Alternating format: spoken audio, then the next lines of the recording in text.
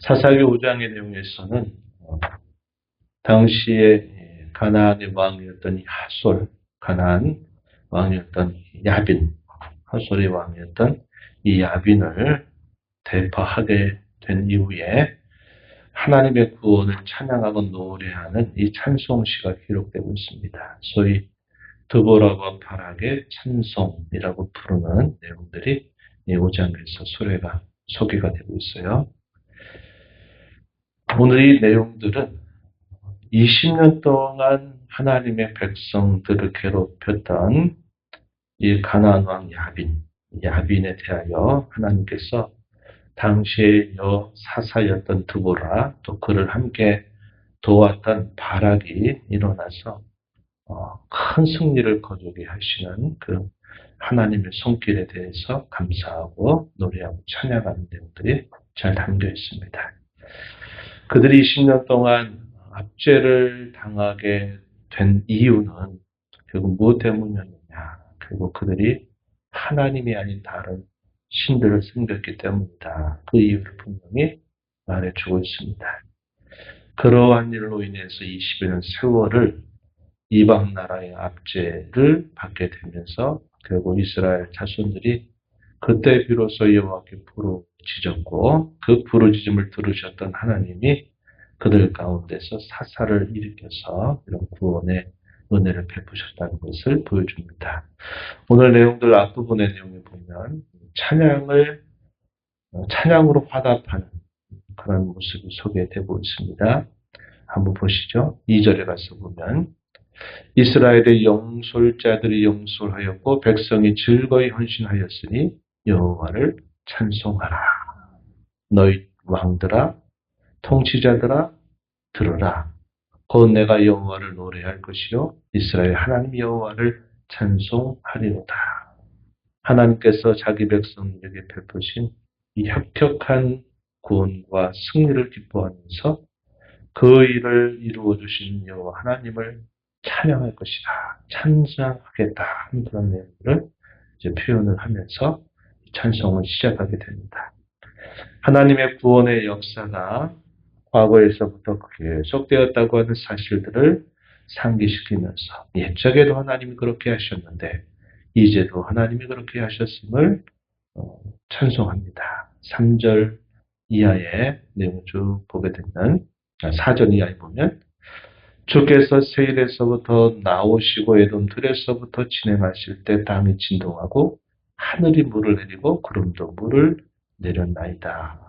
또 5절에 산들이 여호와 앞에서 진동하니 저 신의 산도 이스라엘 하나님 여호와 앞에서 진동하였도다. 이 세일과 에돔이 상징하고 있는 것은 하나님께서 애굽에서 있었던 자기 백성들을 구원해내신 그 일들을 그들로 상기시키는 곳입니다. 그곳에서 하나님이 자기 백성들을 건져내셨다. 그리고 그 백성들을 이끌어서 마침내 신의 산에 당도하게 하셨다 하는 겁니다. 그래서 하나님이 자기 백성들을 위해서 베푸셨던 그 구원, 또 그 구원을 행하시면서 나타내신 그분의 권능을 노래하는 내용들이 소개됩니다. 그리고 그 이후에 이스라엘 자손들이 이 가나안 왕이었던 야빈으로부터 큰 압제를 받았다 하는 사실들을 회고하면서 고백해요. 그 내용이 6절부터 8절에 이어집니다. 삼갈의 날에 또는 야엘의 날에는 대로가 비어 있었다. 길의 행인들은 오솔길로 다녔다. 이 표현들이 당시의 압제가 어느 정도였는가 하는 것을 가늠하게 해주는 표현입니다.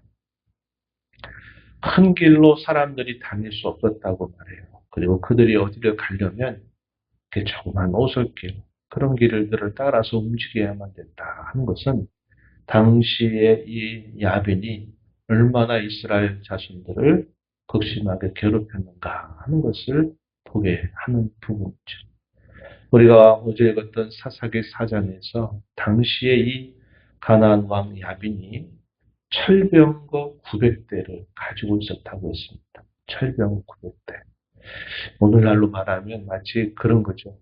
이렇게 일반 군사들이 총을 들고 싸우는 것에 반하여 철병거로 가지고 있었다. 이 말은 탱크 같은 것들을 가지고 있었다. 이 말입니다. 사람들이 총을 들고 싸우는 것과 탱크로 나와서 싸우는 것과 비교가 되겠습니까? 비교가 안 되죠. 그래서 엄청나고 강력한 그 군사력을 바탕으로 해서 이스라엘 자손들을 무려 20년을 괴롭혔다. 이렇게 말해요. 그들이 이렇게 괴롭힘을 당하게 되는 분명한 이유를 뭐라고 소개하느냐. 8절에 보니까 무리가 새 신들을 택하였기 때문이다. 이렇게 말합니다. 그때의 전쟁이 성문에 이르렀다. 이렇게 표현합니다. 하나님 외에 다른 신들을 그들이 섬기게 됨으로써 하나님이 이 야빈을 통해서 자기 백성들에게 괴로움을 당하게 하셨다 하는 겁니다. 사사기 4장 2절에서는 이렇게 말했어요. 여호와께서 가나안 왕 야빈의 손에 이스라엘을 넘기셨다. 이렇게 표현을 했습니다. 그 이유가 새 신들을 섬겼기 때문이다. 이렇게 표현을 했어요. 역사적으로 많이 거슬러 올라가게 되면 결국 우리가 어제도 살펴봤지만 150년 전의 역사로 거슬러 올라갑니다. 여호수아가 이끌던 이스라엘 자손들이 이 가나안 왕, 이 당시 하솔을 크게 승리를 이뤘는데 결국 그들이 남겨지게 되면서 150년이 흐르는 세월 동안에 그들이 복수의 칼을 준비한 겁니다. 칼을 갈면서 준비를 했던 거예요.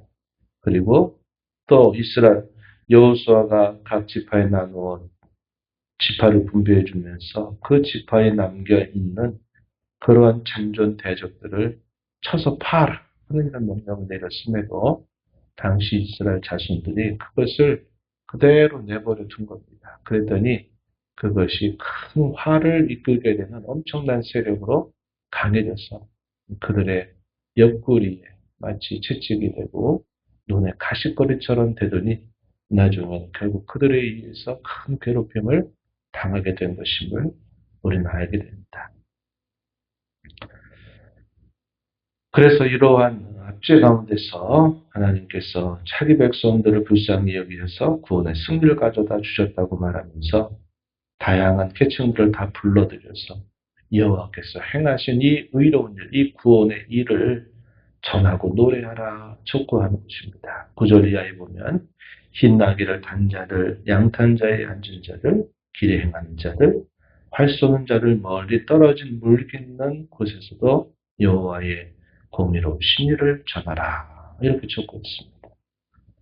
그가 행하신 의로운 일을 노래하라 이렇게 촉구하고 드보라여 깰지어다 너는 노래할지어다 일어날지어다 바라기요 하면서 이 일들을 지켜본 모든 사람들이 여호와께서 자기 백성들을 위해 행하신 그 의로운 일을 전하고 노래하고 찬송하라 이렇게 촉구하는 것입니다.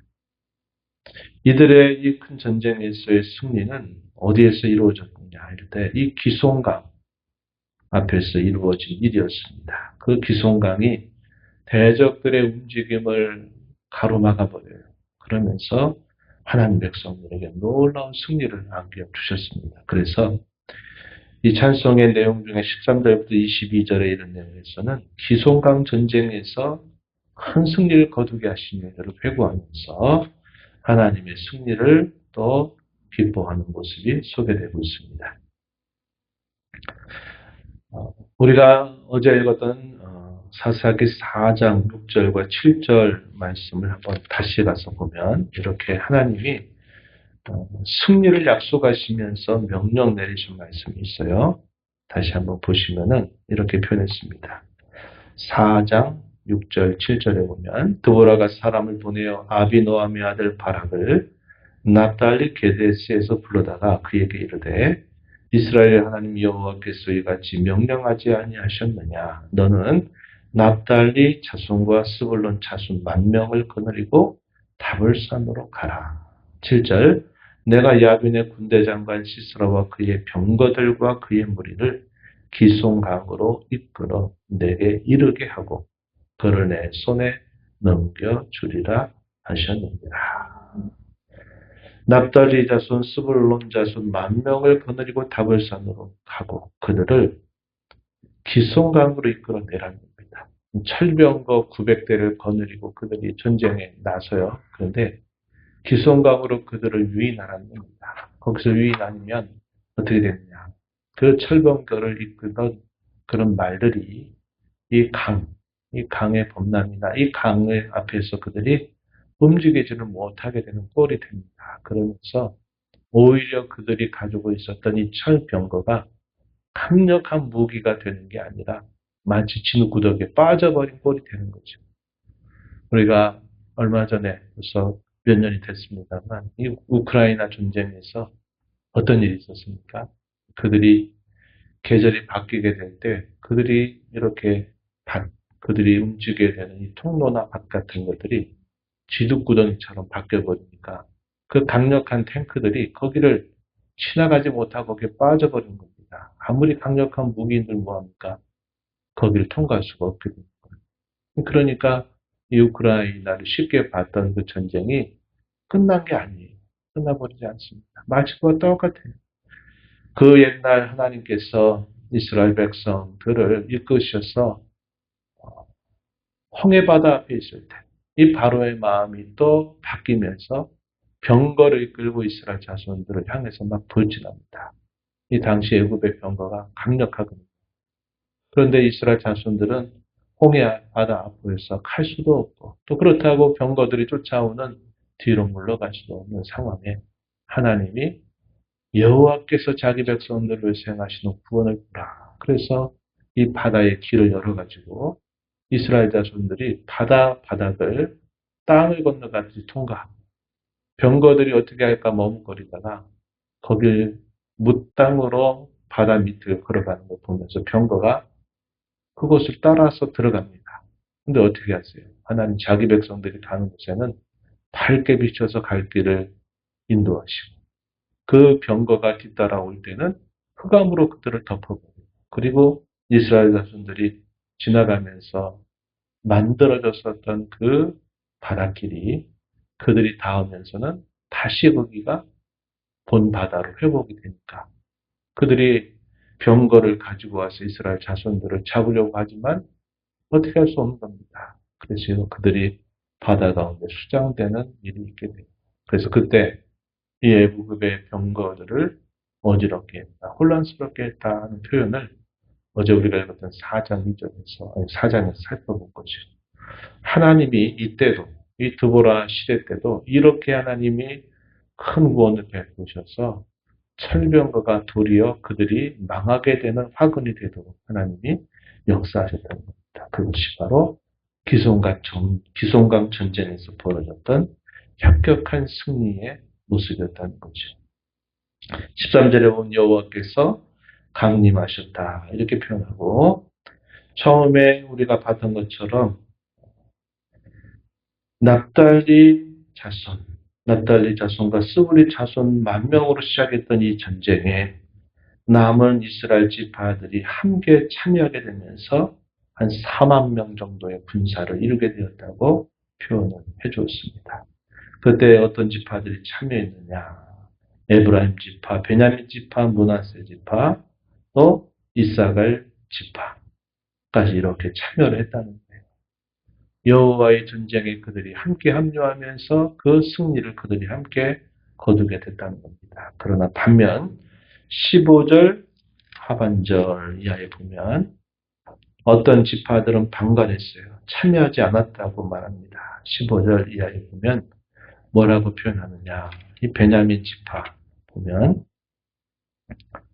베냐민은 그 일에 결국 참여하지 않았다는 겁니다. 이 베냐민뿐만 아니라 그 이어서 쭉 살펴보게 되면 길르앗 지파, 단 지파, 아셀 지파 사람들은 이런 전쟁이 벌어지는 동안 아무것도 안 하고 방관자로 있고 그들이 참여하지 않게 됐다 하는 것을 말해줍니다. 그러면서 복과 저주를 이 찬양 가운데 노래하는데 31절 보면 여호와의 주의 원수들은 다 이와 같이 망하게 하시고 주를 사랑하는 자들은 해가 힘있게 도는같게 하시옵소서. 이렇게 표현했어요. 24절로부터 27절에 이르는 내용에서는 여호와의 편에서 싸우고 돕는 자들에게는 복을 내리실 것을 기도하고, 반면에 여호와를 돕지 않고 여호와를 도와 용사를 치지 아니하는 자들에게는 저주가 임하기를 노래하면서 끝납니다. 그래서 하나님이 하시는 그 일에 참여하느냐, 방관자로 있느냐 하는 것을 이 본문은 오늘 우리에게 말해주고 있다 하는 겁니다. 여호와께서 함께 하시는 전쟁에 하나님 백성들이 다 참여해서 함께 해야 될 그 일에 그저 수수방관하면서 어떻게 되나 보자 하는 사람들, 하나님 결코 기뻐하지 아니하신다 하는 것을 이 본문 속에서 우리에게 가르쳐 주고 있는 것입니다. 오늘 우리가 이 말씀을 보면서 찬송은 하나님께서 하신 일들을 하나님 자신에게로 돌려드리는 일입니다. 우리가 하나님을 왜 찬양해야 되느냐 하는 그 이유를 분명히 알고 성도로서 마땅히 찬양하는 삶을 살아가는 저와 여러분이 되어야 하겠다 하는 것이고요. 여호와의 편에서 싸우는 성도들과 동참하고 돕는 자세, 이것은 모든 성도된 우리가 함께 해야 될 일이다 하는 것을 늘 잊지 말아야 합니다. 일이 어떻게 되나 보자, 잘 되나 보자, 이런 자세를 갖는 것은 결코 하나님 기뻐하지 않으신다 하는 겁니다. 우리가 수련회를 앞두고도 마찬가지일 것입니다. 교회가 이런 일들을 계획하고 할 때 그저 방관하고 가만히 있는 것 바람직하지 않은 것입니다. 주님이 기뻐하시는 일에 함께 동참하고 참여하고 기도로 돕고 하는 일들은 우리가 마땅히 해야 될 본분이다. 이런 자세를 가지고 함께하는 자세를 갖는 것이 바람직하다 하는 것이죠. 이러한 것들을 마음에 잘 새기면서 남은 생애를 살아가는 저와 여러분 되기를 바랍니다. 하나님 아버지 감사합니다. 이 새벽 시간 저희들을 깨워주셔서 오늘도 주 앞에 불러주시고 말씀하신 하나님 앞에 나와서 하나님께서 자기 백성들을 향하여 베푸셨던 이 혁혁한 구원과 승리를 하나님께 다시 돌려드리며 영광을 돌리는 이 찬송의 내용들을 살펴보았습니다. 그들이 왜 압제를 당했는지, 압제를 당하는 이유 중에도 그러한 일들 중에서도 하나님 자기 백성들을 어떻게 도우셔서 구원의 은혜를 베푸셨는지, 그런 과정에서 함께한 하나님의 백성들과 수수방관한 하나님 백성들의 모습을 또 구분하는 그런 내용들을 통해서 오늘 저희가 어떻게 하나님 앞에 살아가야 될지를 다시 배우고 깨닫습니다. 하나님께 하신 진리대로 행하며 저희가 하는 모든 일들 통해서 하나님께 영광을 돌려드리는 복된 삶 살게 하시기를 원합니다. 주 앞에 나와 기도하는 심령들의 간구를 귀기를 주고 응답해 주시기를 바라며 예수님 이름으로 기도하옵나이다. 아멘.